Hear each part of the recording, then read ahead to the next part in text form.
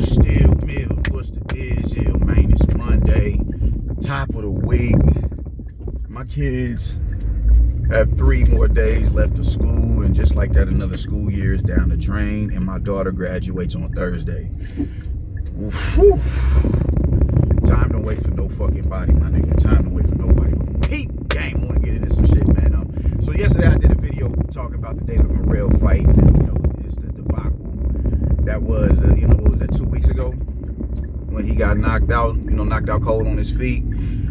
I want to talk about the fight before that, not the fight before that, but the main event of that fight, which was Daniel Dubois versus Fabio Wardley. Man, listen, I don't know what the fuck Max Kellerman talking about, but that was a good fight. No, that was a great fight. That when motherfuckers is talking about fight of the year, potential fight of the year, that is the signs of a good fight.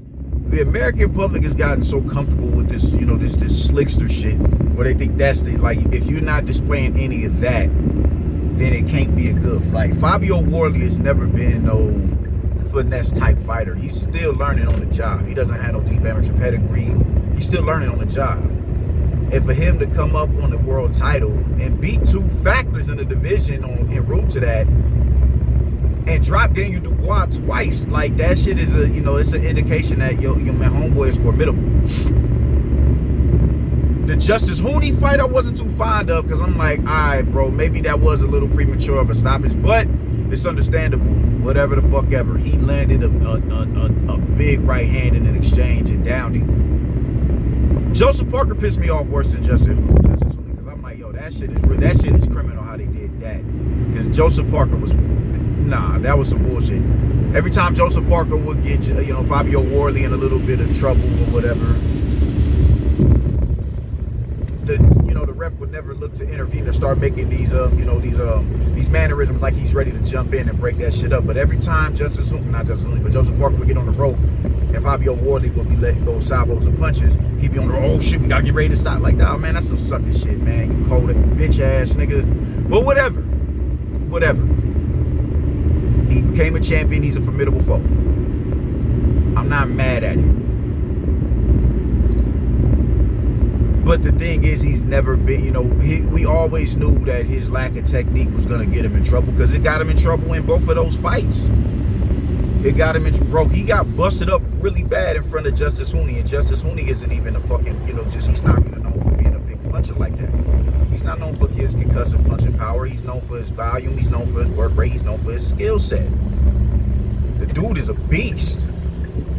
Hooney is a beast as far as skill set is concerned, man. So that's my thing right there. You got hit a lot of times by that guy, and then you got hit a lot of times by Joseph Parker. That shit was eventually going to be your Achilles heel, just your lack thereof as far as skill set, and it showed that, man. You do see small upticks in this game, but it's still like, yo, you're definitely derelict from a technician standpoint, man. I do see, I see him, employing the uppercut a little bit more, a little bit better on his counter punching, but it's just so much, so many errors there that it's like, fuck, man, how you salvage this shit? Just really, real poor feet, you dig. He'll overcommit to a shot to the point where he's off balance, and instead of just simply moving his head, rolling the shot or whatever to get him back in proper position to defend himself or even set up a shot, he just, he turns his back and just abandons shit, like he's running away from the fight. It's not because he's scared, it's just due to bad fundamentals. But he came out there and, bro, not even if this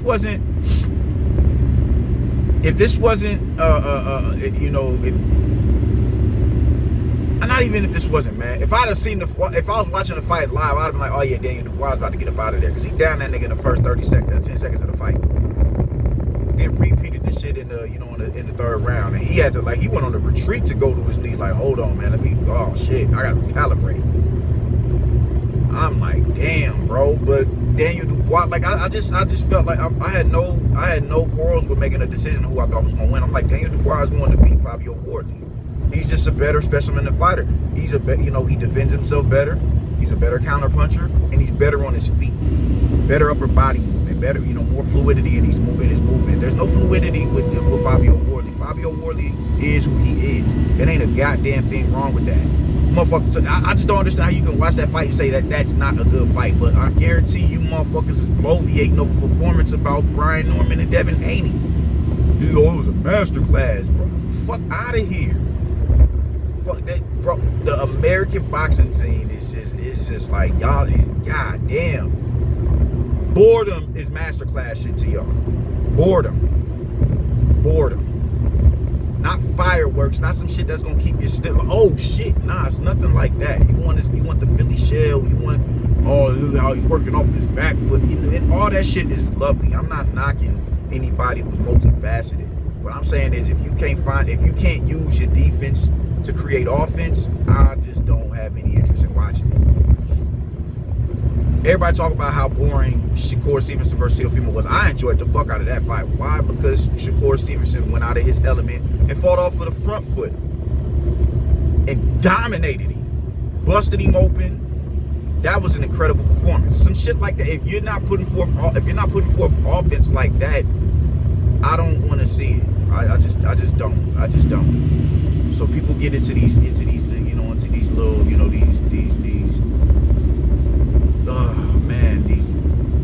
these games where it's no longer fighting. It's about all the finesse shit, bro. This is carnal activity at the end of the day. I keep saying that. This is violence. You dig? This is demented behavior. This is rough and tumble shit. So for you to sit there and it's just the dumbest shit in the world, man. That was possible fight of the thus far. It's fight of the year thus far. But anyways, like I was saying, I knew Daniel Dubois was gonna beat him, man, and it was just his jab. He couldn't get out of the way of the jab because it's just no upper body movement when it comes to Fabio Wardley. That's not his game. Even though I'm starting to see a slight tick of a better counterpunching with him, it's just not a uptick enough to where he doesn't have to answer every shot with a with a shot of his own, where he can just simply just get out of the way of the shot. Just slip the shot, catch the shot, weave the shot. He doesn't do none of that. And for that reason, I didn't have an issue with saying that Daniel Dubois was going to come out victorious in this fight. And that dude's jab was impeccable, man. That dude had a really good jab, busted him up, broke his nose, man. I'm like, yo, this dude, he's just off in his dude's head with that jab. And even despite that, he was still trying to find ways to persevere while he's getting dominated. And, later on down the stretch, he's still trying to find ways to persevere. That speaks to the grittiness in Fabio Wardley. So I just feel like it's really time to dead this Eurobum notion, man, because it's just childish. These motherfuckers is fighting. They fighting. Them Japanese is fighting. These is dudes you gonna have to go in there and slit their fucking throat before they say, yo, I quit. Or they cornermen gonna have to throw in the towel. America needs to borrow some of the ingredients of toughness and fortitude from them niggas and bring it back over here. So you can fight with a certain level of confidence while keeping your defensive sins on display. But that Daniel Dubois, he just busted him up. He just could not get out of the way of the jab, and the jab eventually led to the backhand coming over the top. He just really had a really good performance in there. He had a real good performance, a damn good performance, man. Got knocked down twice, but it's heavyweight boxing. It's boxing in general.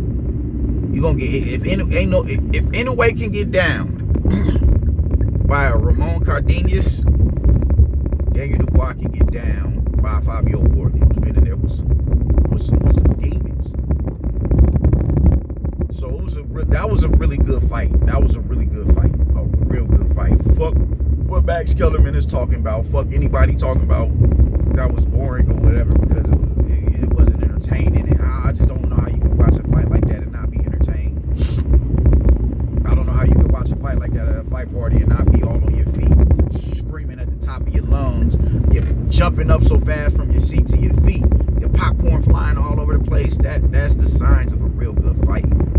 That's the signs of a great fight. I don't know what y'all want. Y'all want all of this shit. Oh shit, finesse. I'm gonna do floats and glides from next while using the Philly shell, and I'm gonna throw 30 punches around. Throw 30 punches around, you know, maybe 6 jabs in a round. Fuck out of here, man. I'm tired of you. I'm just really irritated with how how y'all motherfuckers think. Y'all just feel like every fight is just, that's, bro, this is brutal. This is brutal behavior, you dig? This is primitive behavior. And that's the shit that we love. That's the shit that we go and we look for. That's the shit that we are about as far as being fight fans go.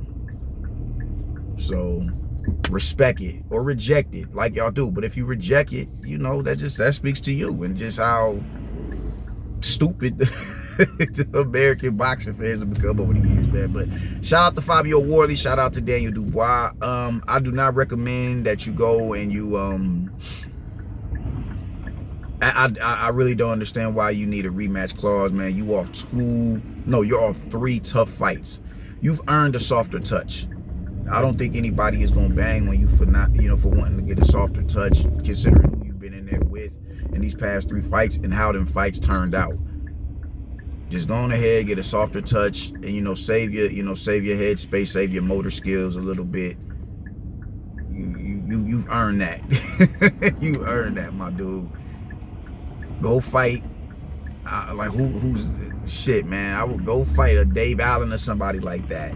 We gotta talk about his fight with Hergovich as well. But go fight somebody at that L. Go fight a Johnny Fisher or something like that. Get your, get your legs back up under you, and maybe a couple of fights like that, because you can't keep going into these wars. You can't keep going into these wars, gang. You do have to protect yourself at the end of the day. As much as we love the wars, you have to protect yourself at the end of the day. You have to realize, all right, man, I do want to be able to speak the way that I'm speaking now in my later years, once boxing is done for me. After that, I wouldn't take the year off, but I'd come back with a softer touch. And yeah. But that rematch, you do not need to go and fight no Daniel Dubois again, bro. You do not. If you won't give anybody a rematch, it needs to be a Justice Humey. But I wouldn't even recommend that, because he's the one who can make the adjustments.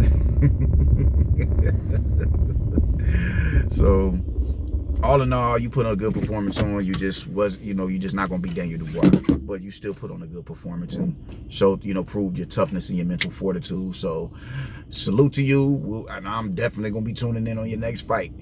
And that's all I gotta say about it, man. I'll tap back in with y'all later. I'm about to go ahead and punch this clock, man. Y'all stay righteous, y'all. Doses.